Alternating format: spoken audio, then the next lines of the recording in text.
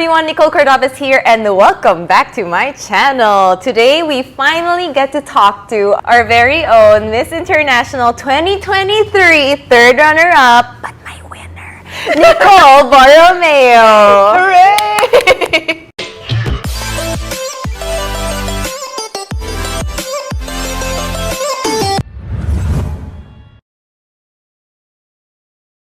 She looks every inch like a Harajuku doll. So the Japanese culture has rubbed off on you. Absolutely. Oh my gosh. Thank you so much for the invite. I've been dying to have this interview with you. Yeah, we were supposed to do this interview before she competed in Japan, but I know how busy you get. You enjoyed your Miss International journey.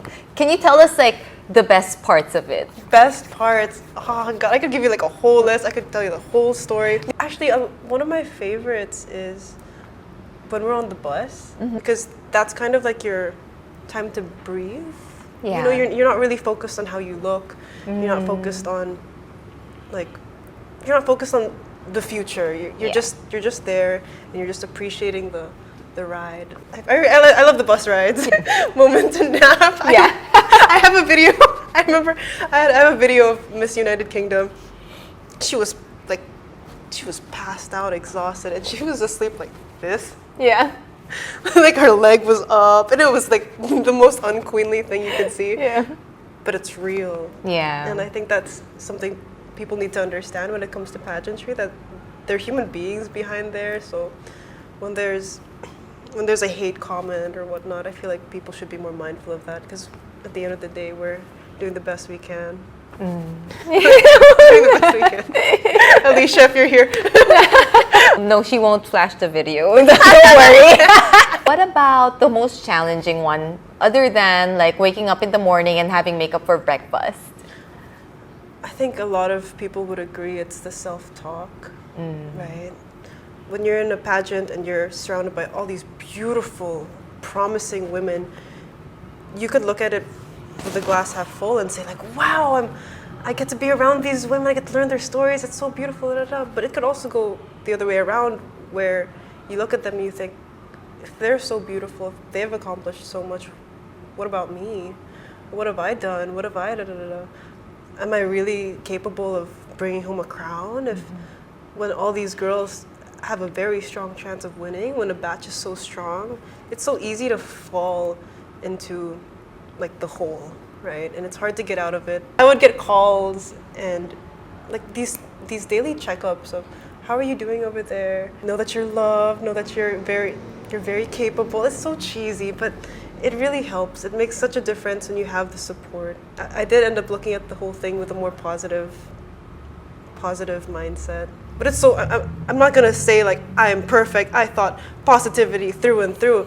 The doubts did come in, and the challenges, I'd say, were overcome with the best support system behind me. But when did you start feeling that, you know what, I have strong chances here? Did you expect to even be in the top 5? I believe in anything that you want, you should always look at it to the max. Believe to the max. You don't do something and think, I'm not even gonna make it. Right? You already lost, if that's how you exactly. think. So when I joined Miss International, when I was crowned as the representative, I told myself I was going to be doing everything that I possibly could, especially with the amount of time that I had to prepare. It would be a disservice not to give it my best. I even made my own little vision board. I was like, this is the title, this is it. Come on, we've been preparing all this time for this. It's gonna be mine. Blah, blah, blah. But there's a line between knowing that you're gonna win versus doing your best and expecting nothing. Right? You're gonna fall apart when your expectations aren't met. Right. So in this case, it went to, I'll do my very best, God will do the rest, and what His plan is for me is always gonna be greater than mine, right? We may not have been able to bring home the title, the main crown, but I'm still proud to have brought home a crown for the country. And I was really pleasantly surprised to come home with people telling me how proud they were, because I always thought that with the Philippines, they would have wanted a higher placement.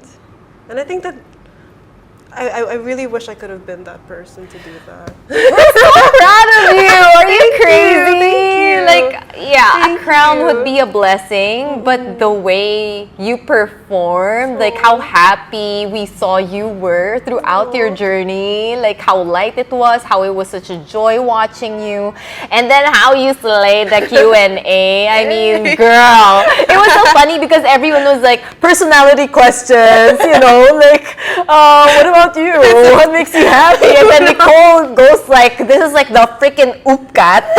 Like, this is admissions test. What are your SDGs? And you mentioned a while ago that you had a long preparation time, and this started from Hannah Arnold. And I always wondered actually if this works to your advantage or not, because some people will see it as like, oh, sometimes you kind of lose momentum, you know, if you wait too long. Yeah, it's really how you look at it. So I can start with the downside first. It did break my heart a little knowing that I didn't get to share that year with my Beanie Beanie sisters. Yeah. Right? Like seeing Gab, Roberta, and Chelsea just slay it internationally, to see them at their send-off party and not getting the chance to be up there with them, it did feel a little like, man, I wish I could have been there with them. And also seeing Hannah send off, turning over your crown, knowing that it's still not your time. Yeah. Oh, and let's not forget how expensive it is. Oh, yeah. Right? Preparations, like people expect you to start preparing as soon as as soon as you you're are crowned, yeah. right? But that's really not the case, because then you'd be burning money left and right. So preparations actually started around this year, like maybe around the start of this year versus last year. Yeah. So it was really just getting yourself in the right mental space and all that. The good side to it is I got the chance to fly to Japan. Yeah. Good side was I got more time to learn from others, ask their advice, especially from Hannah, flying there myself and seeing how she performed, just to kind of get an idea of what I'm gonna experience for myself one day. And I remember just watching the Tokyo Dome, like, this is gonna be worth the wait. I just know it. Like, it's like a gut And feel. your production this year was so good. Can I just say? I was like, am I watching the same pageant that I've watched before? I was really surprised. Like, that was the first time I've ever jammed to like someone playing the piano. Yeah, You know? and she was wild. She was So so I like, passionate. wow. She was really in the feels, and I was just like, yeah, in my little national costume, Yeah. I was like spinning. In your little the Sea uni, urchin the uni inspired, sea urchin. yes. It was really something. And what's amazing is that Miss International's listening and they want to evolve. Like, first time ever they removed their speech portion, which was... Oh, so you knew about this beforehand and We didn't found out on the prepare. day. Oh, but you prepared a speech. I did. Ooh. I didn't memorize the speech, so I can't say it to you now. But it was Leak the document. it was like deep in the feels. I even Yeah. I even rehearsed it in front of Hannah, and she was like, "It's good, it's good." Yeah. But I didn't get We my still chance. want to hear it. Let me practice. I'm shy. When you Completely found different out year. that you had Q&A for the first time ever in Miss International history, I think, did you feel that, oh, this is going to work to my advantage? Or did it feel like, oh, there's that risk? I would say I thought there was that risk, if I'm being completely honest, because with Q&A, I'd say it's really important that you have the training for it. The things you say on stage are usually things that you've thought of beforehand, or like Right. these were ideas that you've explored. I felt a little ashamed that I didn't practice my Q&A as much as I could have. Like, had I known... Because you were focused in on my the head, it's like, speech. it's the speech, it's Yeah. the speech, don't worry, I got the speech. And then, like, the moment we arrived, they're like, okay, it's gone. I was like, ah!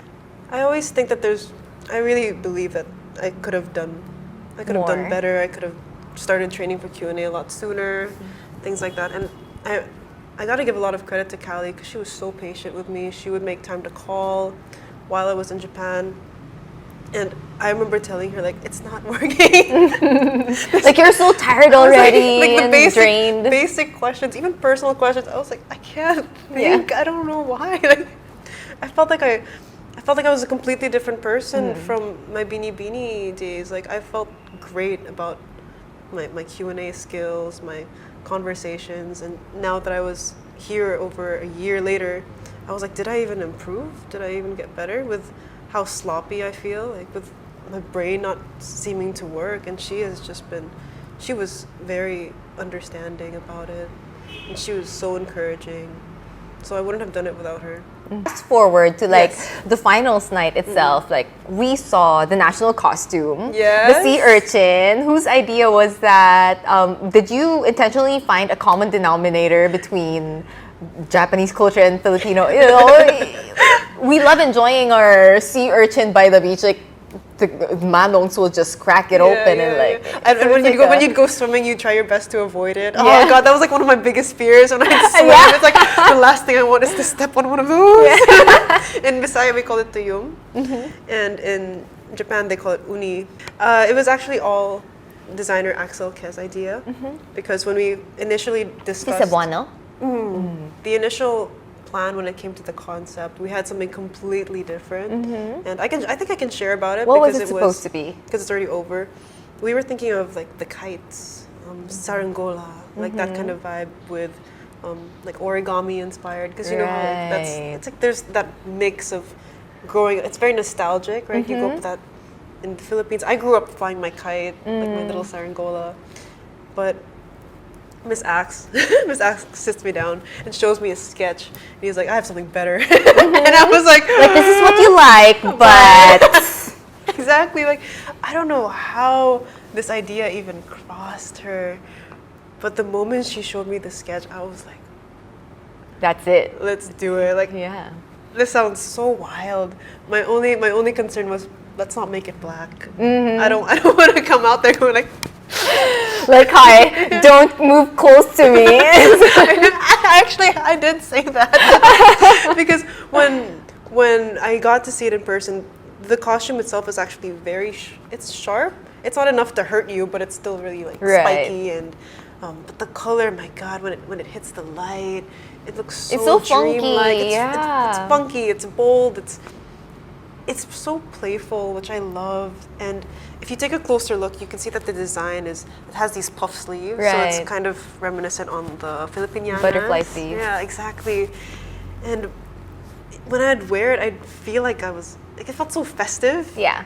And as a former festival queen, I did really appreciate that because it made you just want to dance and have fun. And I felt like that was a little part of me in her design. And if you take a closer look at the costume, each little shard was sewn by hand. Yeah. So I think it took about a month Oh, of like wow. so many people working together for this creation. Right. And Miss Axe was like, I've never done anything like this. You Yeah. better feel special. And I Yeah. was like, I feel like the best person in the world.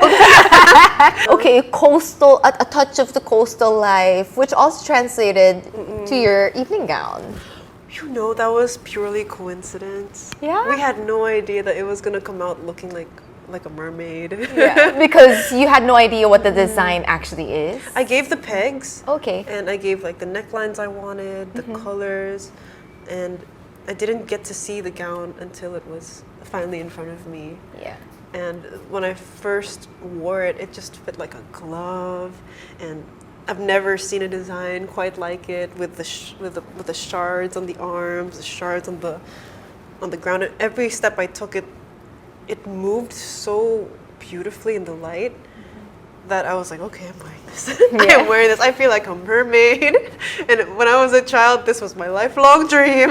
I'm finally a mermaid now. Yeah.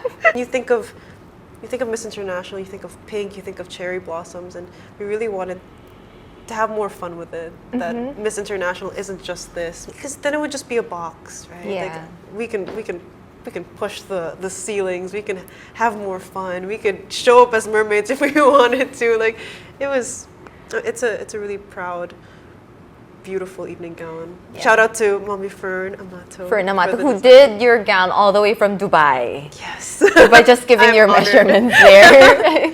I don't think we really got to know you so well. Like, you mentioned a while ago that you were a quiet kid, you know, and then were you the type who was really into academics, or like how do you describe go on. yourself? Like, did you always like, were you always into pageantry? No, actually, when I was a kid, my biggest dream, I wanted to be a painter. So like my ideal self was somebody who was in her own little bubble, right? Like just feeling at peace. It's just you and the canvas. I've grown up feeling really shy, not a lot of social interactions. I was 11 years old. I realized I didn't want to be that kind of person. I felt like the most ideal version of myself, or the people that I looked up to, were people that could make me feel safe, that made me feel heard. And that involves confidence, that involves getting out of your own little bubble and making an effort to get to know the person next to you, to know their stories. And so I took a good, like, hard look at my 11-year-old self. I don't want to be like this anymore, because I would just draw. Right? I think that was my outlet, the drawing, writing. And I figured life is so short. You gotta put yourself out there. Who cares if you make mistakes? Who cares if you come off too blunt sometimes? Because that's what I've been told that. Yeah, like the right people will find their way to you, and I found them through modeling. I found them through pageantry. I figured when you look at the things that you're most scared of, that's usually the place to start. And with the pageant, I was terrified, out of my mind, right? Like you're on a stage, you're being judged from something as simple as walking, from talking. And you walk out of there thinking, wow, I'm a better person. Because if I could do that, I can do anything. Like it's like those little baby steps of, it's scary, the adrenaline rush kicks in when you're there, but when you survive, you're like, I'm stronger than I thought I was. I did that. And it became more than just me and my confidence. Over time, it became the province you're representing. It became the people watching you. Okay, to wrap up the interview, like, what is the greatest lesson that pageantry has taught you? The greatest lesson that pageantry has taught me is to show up. Show up even when you're scared. Have the courage to show up. Even if you think you're not at your best, show up. I've seen pictures, like I remember experiences where I felt like I didn't look my best. But then I go back to the pictures and I'm like, hey, it's not as bad as I thought it was. So just show up. It's scary, but every time you do, it becomes a learning experience subconsciously. Like, oh, I did this. I think that was a mistake. The next time it happens, I'll do this instead. Oh, my eyelash came off a little bit. I'm gonna make sure I bring glue with me next time. Like it's nothing's gonna move until you move. Like it has to be you, and the good, the bad, the ugly. It's all part of it, but progress happens when you show up. There you have it, guys. Thank you so much for watching. I hope you enjoyed this episode, and don't forget to subscribe to my channel and hit that notification bell so that you won't miss an episode.